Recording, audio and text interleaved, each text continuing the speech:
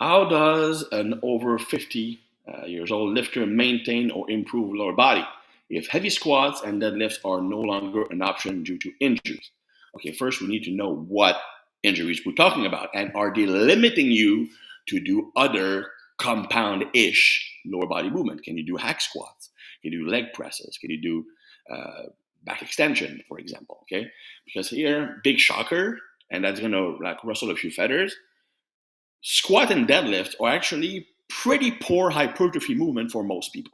Okay, unless you're really built for that lift. Like for me, a squat is pretty good quad movement because I'm built for squatting. But a movement like a deadlift is a very, very poor hypertrophy tool because its greatest strength as an exercise is its greatest weakness as an hypertrophy movement. The greatest strength of a deadlift is that you have so many muscles working together that none of the involved muscles are actually receiving a large stimulus. It's basically divided over many, many different things. Furthermore, besides the traps, and it's just an isometric hold, there's not a single muscle in a traditional deadlift that is being lengthened under load. Okay, the most significant stimulus for muscles is being under tension, so putting tension on those muscle fibers while they are lengthening. So it's most lengthened position, then shortening from that lengthened position. The more you can stretch or lengthen a muscle fiber before contracting it, the more effective it is for hypertrophy. Okay, and when you look at for a deadlift, no muscle is truly being stretched. Maybe the glutes a bit, okay? But the quads, you never go below like a 90 degrees knee angle. Sometimes it's more like 100. The upper back is static. Hamstrings are not shortened, are not lengthened because you have the knee bend. Anyway, so there is no muscle being in an optimal hypertrophy stimulus. Furthermore, it's extremely draining as an exercise. So you can't go to failure, or even, I would not recommend even proximity to failure on a deadlift. Squat is a different story because it does, if you go full squat, fully stretch the quadriceps, which would make it a good movement. But again, it's only if you have the good leverage for it. I have short limbs, so short legs, long tibia, so that allows me to squat really upright with the knee traveling forward, really stretching that quad. If you have long legs, especially if you have a long femur, then when you're squatting, your hips will move back, but it's really, really hard to have that knee traveling forward, stretching the quad.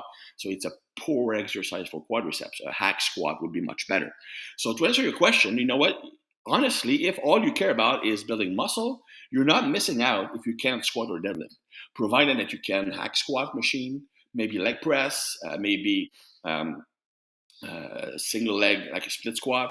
If you can do leg extension, if you can leg curls, I mean, you can totally build an awesome leg with that. And if you can do those movements, another option that I've used with a 63-year-old bodybuilder who came to me because he wanted to come back to competition, but he couldn't train his lower body because of knee issues. Literally, he could not do any traditional lower body exercise. So what we did was basically only use sled drags from various and crawler pushing from various positions as a hypertrophy tool. So we would walk backwards in a low position for quads. We would push the prowler with the hips high for glutes. We would push the prowler with a normal position for more overall leg development, and so on. We would walk sideways for adductors, adductors, and glutes.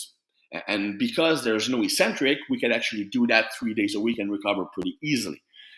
And that actually worked really well. In fact, he won not only his class, but he won the overall against guys much younger, and his legs were actually his best body part. Okay.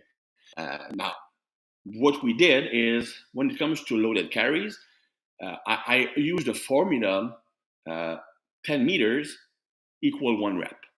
So, for example, if I'm training for hypertrophy, I personally like the 6 to 8 rep range for hypertrophy. So that would mean 60 to 80 meters on set drags. And it's not sprint. It needs to be walking speed, focusing on tension, focusing on contracting that muscle. The traveling speed might be even slower than your walking speed. And you want full extension, you want full contraction. You don't focus on speed at all. And you're obviously using a load that makes it hard to complete those 60 to 80 meters. You don't want to grind. You don't want to have to stop during your set.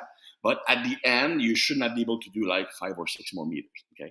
So the first option would obviously to stick more to more traditional lifting movement. If you can do them like hack squats, like leg curls, like leg presses, like single leg presses, and so on and so forth. And if that's out of the question, then you can go with the sled rag option. If you enjoyed this information, hit that like button to let us know. Plus, if you never want to miss another T Nation video again, hit subscribe and that little notification bell right next to it.